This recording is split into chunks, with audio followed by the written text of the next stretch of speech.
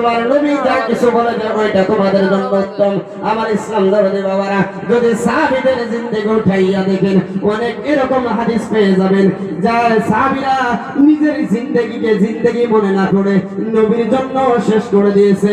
আমার বাবারা একটু মনোযোগ দিয়ে শুনবেন।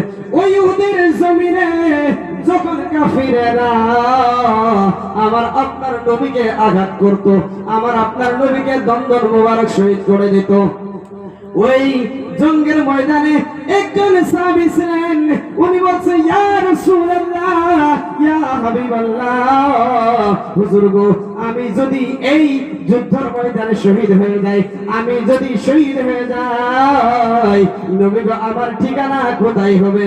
নবী বললেন, এ সাহাবী,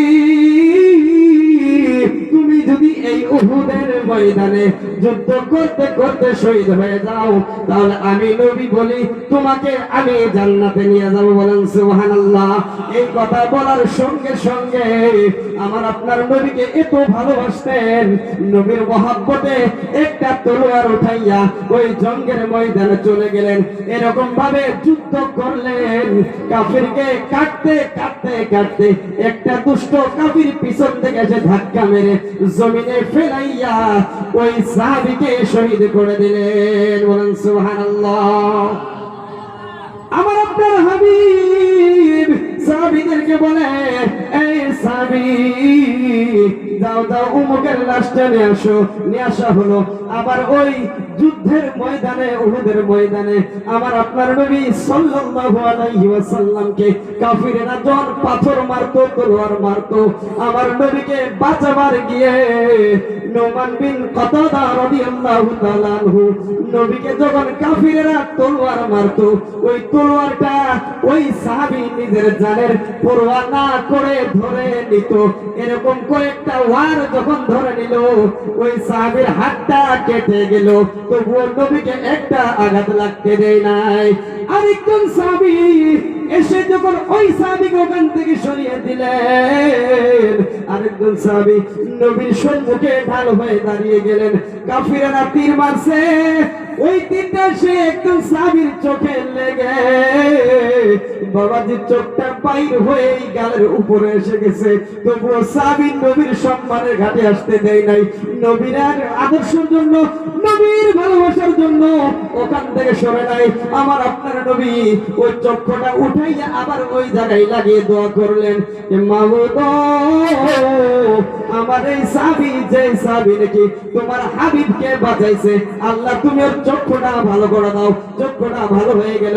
এরকম যুদ্ধ করতে করতে ওই ময়দানে আমার আপনার নবীর মাথা মুবারকে যখন একটা কাফিরে তীর মেরেছিল, ওই মাথায় একটা লোহার যে থাকে যুদ্ধ করতে গেলে, ওই লোহার থেকে একটা লোহা বাবারা কাফিরের আঘাতে নবীর এই কপালের উপর হেরে গেল।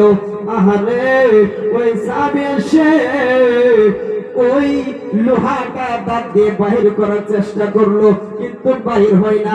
কামড় দিয়ে বাহির করার চেষ্টা করে, কিন্তু যখন কামড় দেয় একটা দাঁত ভেঙে গেল, তবু নবীকে আঘাত পাইতে দেয় না। আবার আরেকটা দাঁত দিয়া ওই লোহাটা বাহির করার চেষ্টা করলো বাবা, তবুও বাহির হয় না। বাহির করতে যাই সাহাবীর দাঁতগুলো ভেঙে যায়।